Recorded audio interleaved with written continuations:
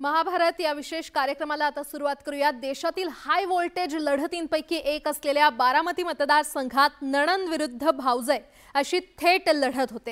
ही लढत पवार विरुद्ध पवार अशी असली तरी महायुतीने सुनेत्रा पवारांमागे सगळी ताकद लावल्याचं पाहायला मिळतंय। पाहूयात। महायुतीचं बारामतीत जोरदार शक्ती प्रदर्शन। उमेदवार सुनेत्रा पवारांचा अर्ज दाखल। शिंदे फडणवीसांचा सुळे पवारांवर हल्ला। सुप्रिया सुळेंसह पवार गटाचाही पलटवार। बारामतीतील महायुतीचं हे शक्ती प्रदर्शन।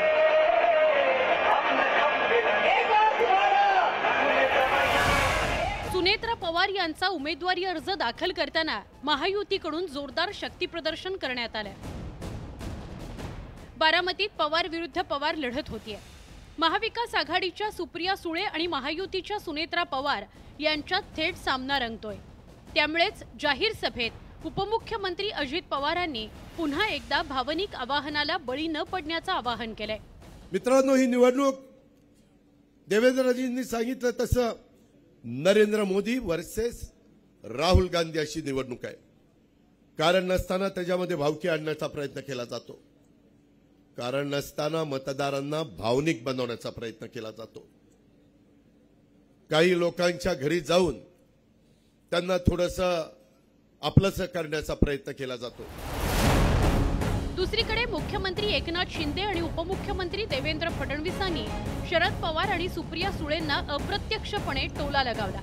आपल्या सुनबाई दिल्लीला जातील म्हणजे जातीलच असा विश्वास फडणवीसांनी व्यक्त केला। तर भाकरी फिरवायची वेळ आली आहे असं मुख्यमंत्री एकनाथ शिंदे म्हणाले। आता केवळ आपल्याला बारामतीमध्ये घरोघरी जनतेपर्यंत पोहोचून त्यांना मतदान केंद्रावर आणायचं आहे आणि मला विश्वास आहे की या ठिकाणी आपल्या आशीर्वादाने एक नवा इतिहास घडेल आणि सुनबाई दिल्लीला जातील जातील म्हणजे जातील। बारामतीकरांनी 15 वर्ष खासदार म्हणून निवडून दिलं, परंतु आता लेकिन अब की बार सुनेत्राताई पवार,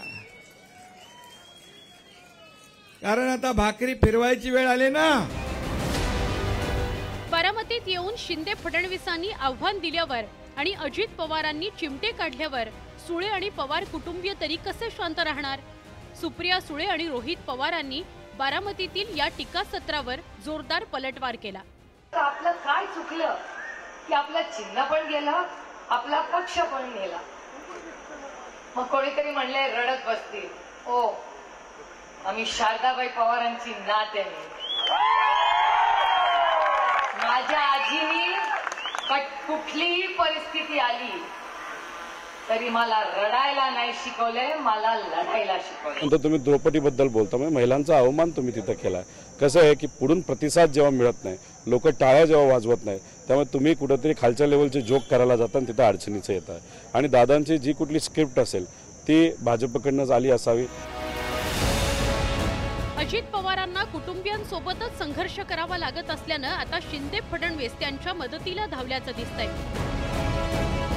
ज्या रीतीनं महायुतीनं बारामतीच्या लढतीवर लक्ष केंद्रित केलंय ते पाहता ही निवडणूक केवळ अजित पवारांकरताच नव्हे तर देवेंद्र फडणवीसांसाठीही प्रतिष्ठेची बनल्याचं बघायला मिळतंय।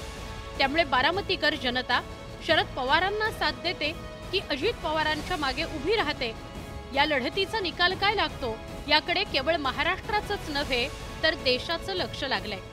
Bureau report, news 18 Lokmat.